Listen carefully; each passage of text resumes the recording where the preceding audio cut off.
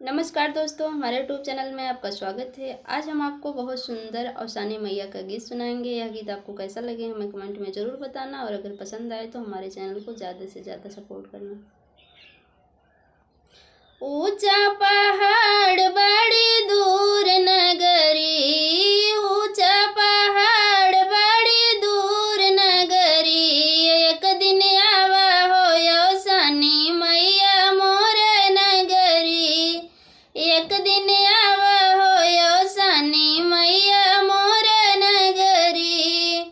ऊंचा पहाड़ बड़ी दूर नगरी, ऊंचा पहाड़ बड़ी दूर नगरी, एक दिन आवा हो अफसानी मैया मोरे नगरी।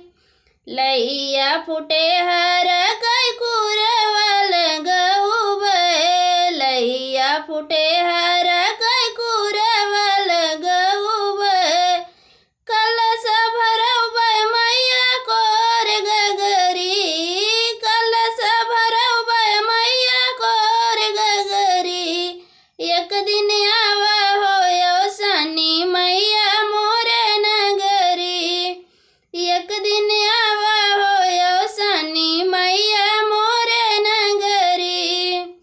गैया के घिया न कपूर अगरबत्ती, गैया के घिया न कपूर अगरबत्ती, सात सुहागिन आई है मोरे बखरी, सात सुहागिन आई है मोरे बखरी, एक दिन आवा हो अफसानी मैया मोरे नगरी, एक दिन आवा हो अफसानी मैया मोरे नगरी।